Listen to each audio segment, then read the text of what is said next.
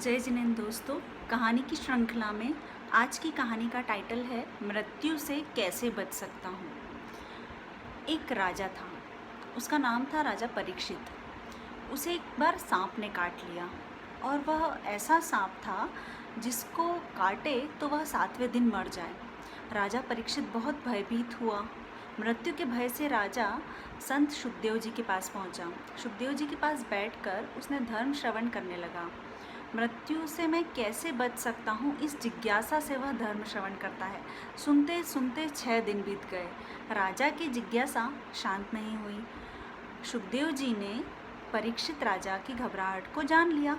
उन्होंने कहा, राजन, आज मैं तुम्हें एक घटना सुनाता हूँ। एक राजा था।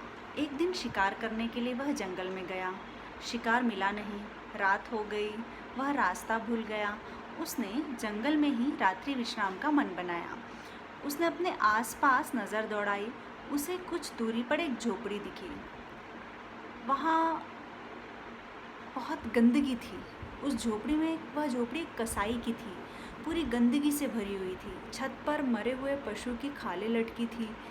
हर तरफ बदबू ही बदबू आ रही थी। इतनी दुर्गंध फैली हुई थी कि राजा का सिर चकराने लग गया। परंतु जाए तो जाए कहाँ, वहाँ रुकना अनिवार्य था।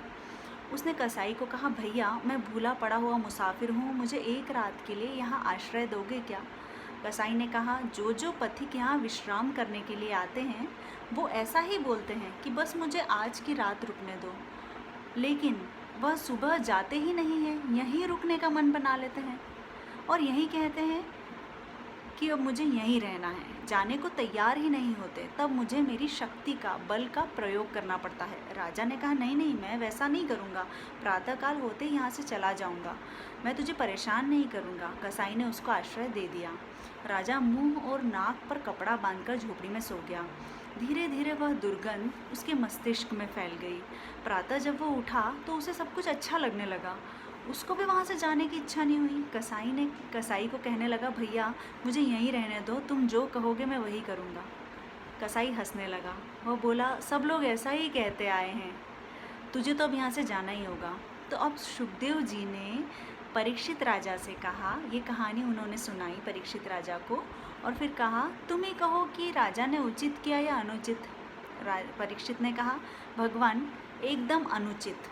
कितना मूर्ख था, कौन था वह राजा?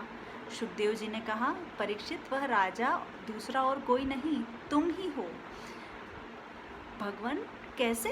राजा ने आश्चर्य करते हुए पूछा।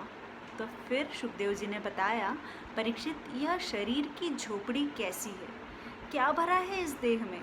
खून, मांस, हड्डियाँ। तो कितने वर्ष रहा इस झोपड़ी में, अब भी इसे छोड़ने की इच्छा नहीं होती है, अनिच्छा से छोड़नी पड़ेगी। इस बात का तुझे दुख है ना? इस प्रकार दुख करना क्या उचित है? राजा परीक्षित की ज्ञान दृष्टि खुल गई। वह मृत्यु से निर्भय बना और आत्मभाव में लीन हुआ। जय जिनेंद्र।